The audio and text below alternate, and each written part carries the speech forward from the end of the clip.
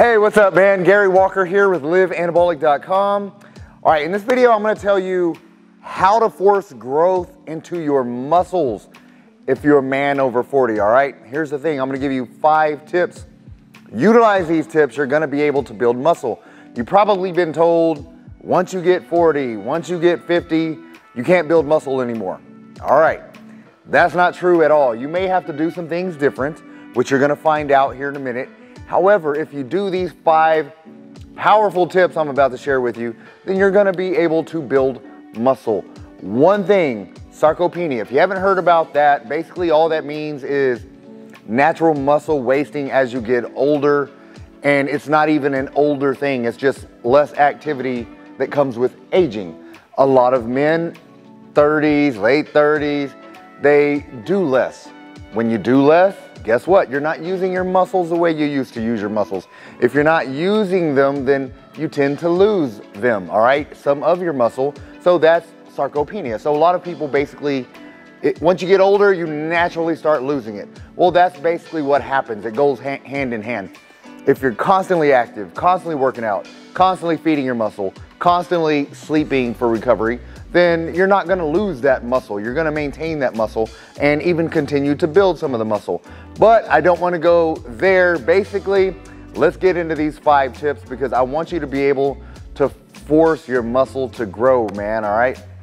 Here's the thing, very first tip, overeat. Yes, you need to eat more food.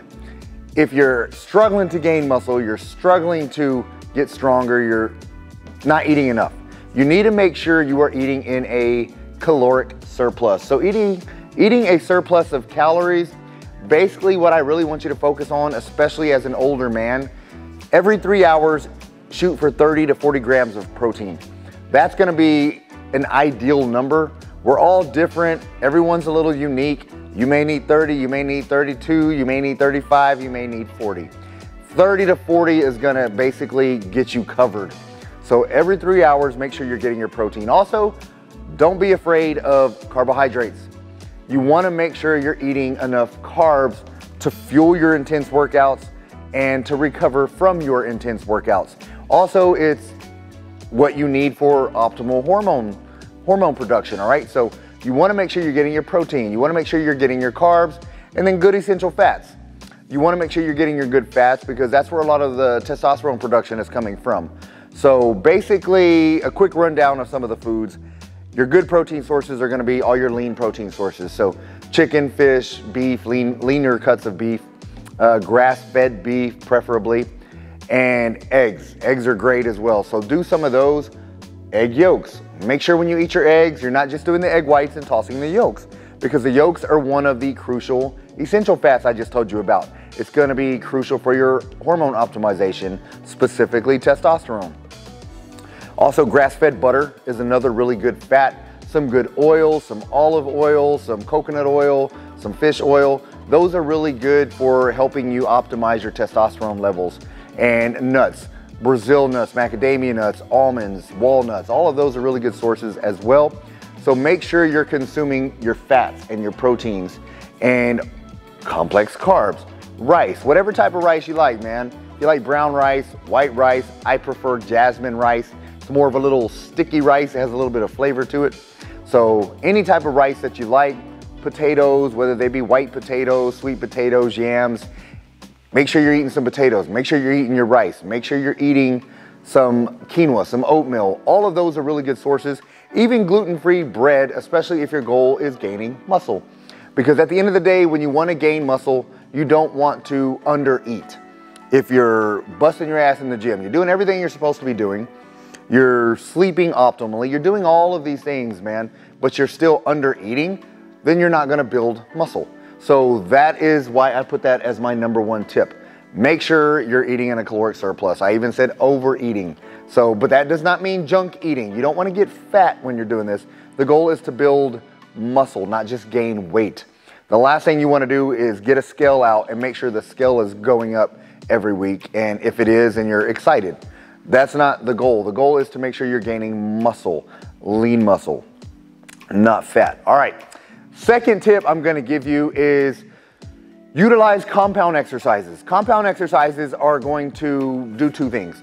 They're going to build muscle and strength. Those go hand in hand. And then also boost your hormone profile. So your testosterone, growth hormone, all of those things. So compound basically is a multi-joint lift. Squats, deadlifts, pull-ups, chin-ups, all those things, bench presses. Those are multi-joint compound movements. You want your program to be focused on those, all right? And even shoot for frequency. Do at least 2 body part workouts per week. A lot of people follow the old school methods of, I'm gonna do legs on Monday, chest on Tuesday, back on Wednesday.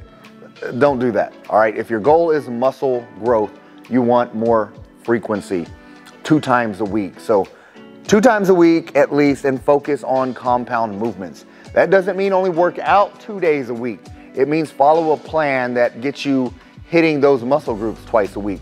Several of my plans do that. Jacked After 40, if you haven't seen that one yet, that's one that's geared towards muscle growth. So check that one out. All right. Third tip, progressive overload. It's not okay to start out lifting 50 pounds on week 1 and then finish a program 12 weeks later still lifting 50 pounds. If you do that, there's no reason for your muscle to grow. For your muscle to grow, you have to give it a reason to grow. You have to overload the muscle. You have to stimulate the muscle. To do that, keep a journal. Keep a journal. This is tied into this progressive overload tip. It's not a separate tip. So keep you a journal. The very first day you work out, write down all your starting weights. Do that the first week. Week 1, all the starting weights and starting reps. Week 2, refer back to that. If you can make improvements in week 2, anywhere, on any lift, then make improvements. Week 3, try it again. You're not always gonna be able to progress from week to week.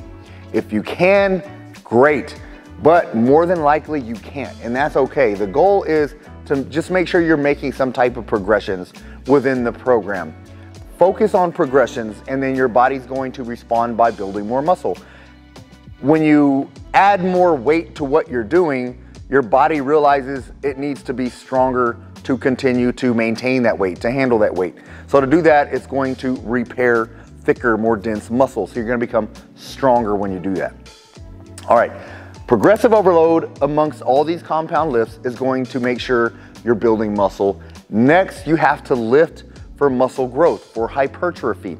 Don't go into the gym doing compound lifts trying to be a power lifter or lifting for strength. 2 reps, 3 reps, 4 reps, trying to rep this stuff out. Then you're not really gonna grow. You're gonna gain strength. Your tendons are gonna be stronger, but your joints are gonna be hurting all the time. That's another thing with a guy that's older, 40, 50, 60s, which is one of the reasons I developed my Tricon training. If you've been watching any of my videos, then you've probably seen some of my Tricon training. Tricon training was developed for that reason, to lift in the hypertrophy range, to build muscle without overloading too much. You're still gonna overload, you're still taxing your muscles, you're still creating that muscle damage which is required to build more muscle. You're doing everything you're supposed to do, but you're doing it with a little less weight. So make sure you're doing some of my Tricon sets, also compound sets, because at the end of the day, the key to hypertrophy is overstimulation of that muscle, man. It's not just frying your central nervous system, going as heavy as possible, which is power lifting and strongman lifting. Hypertrophy is different. Building muscle is different. You want to create more intensity within the muscle. All right, when you're doing squats, if your goal is to build your quads, create more intensity within those quads. Compound sets, 2 exercises back to back that are going to annihilate the quads, all right? You can do, basically one of my favorite compounds is get some heavy back squats, 8 to 12 reps, depending on where you're at in the program. 8 to 12 reps, rack the weight, and then finish off with like 20 to 25 body weight squats. So, or air squats, whatever you want to call them. That will fry your quads, but it's increasing intensity, which is the other thing. So Tricon sets, compound sets, and even giant sets. A giant set is about 4 exercises back to back to back to back. No rest in between the exercises, but knocking out those legs, or 4 chest exercises in a row, 4 back exercises in a row. All of that creates a lot more intensity, and it doesn't require near as much weight. So that's the thing. Also, we're going into the hypertrophy ways to work out. Well, the rep range is about 8 to 12 reps. So if you're gonna be doing a 5 sets of 5 program, then that's more for strength. That's a strength-based program. You're not necessarily gonna grow a lot of muscle doing that kind of program. So if you're shooting for 8 to 12 reps, especially doing these compound movements and doing some of these intense strategies I'm sharing with you, then you're gonna notice a lot more muscle growth. All right, that's tip number 4. Tip number 5 is one of the most overlooked, but one of the most important, and it's prioritize rest days.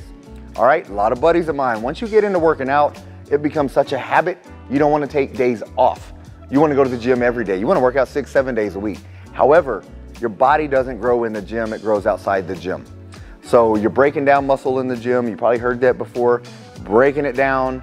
Well, it's growing when you're resting. It's not growing the next day at the gym or the next day after that at the gym.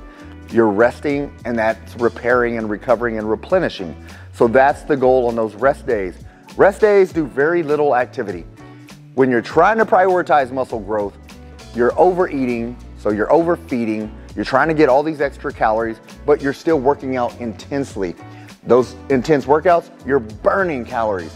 So that means you want to do less activity on your recovery days, on your rest days, because if you continue to jog or do cardio or do something like that, you're burning even more calories. So the more calories you're gonna burn doing the activity, the less you're gonna have for muscle growth. So when you're prioritizing muscle growth, you need those rest days, and you need to make sure those rest days are true rest days. Very little activity, and then also eat. Eat a lot on those rest days, and eat for replenishment. So that doesn't mean eat crap, it means eat good quality, nutrient-dense foods, your good lean proteins. But also on those rest days, load up on the carbs, man. Load up on the complex carbs, fibrous carbs, have some good fruits in there too because of all the vitamins and minerals and antioxidants. But do all of those things, and then sleep. Prioritize your sleep. That goes hand in hand with your rest days. So that's part of tip number 5. Make sure you're sleeping optimally. Getting that good sleep is crucial for growth hormone production, which is what's gonna help you build more muscle. It's gonna help you repair, recover, replenish from every workout.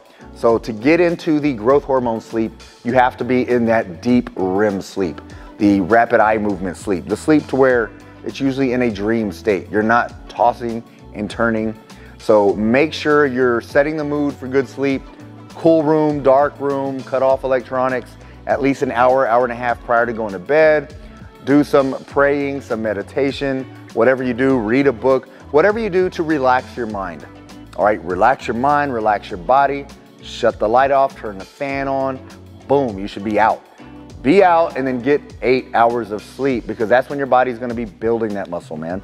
So do all of those 5 things. Those are 5 great tips I just gave you, man. You do those, you're gonna notice more muscle gain, muscle growth. So take your girth measurements. That's the other thing. Don't go off of the weight scale, because that doesn't always prove anything. What I've always told my clients is the scale is a liar.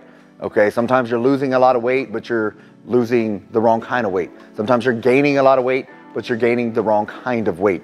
So if you have access to a body fat machine or a person that you trust that can do your body fat for you, do that every 4 weeks. If you don't, take those measurements. Measure your biceps, your quads, your chest. Measure all of those things, and then measure your waist. Because if you're gaining weight, you feel like you're growing, but your waist is growing, then you're gaining the wrong kind of weight. So that's something that you really need to pay attention to as well. But that being said, man, if you have any questions about any of this video, anything I covered, then comment below, let me know. Also, if you haven't already subscribed to our channel, please subscribe to the channel. That being said, get busy, get after it, and God bless.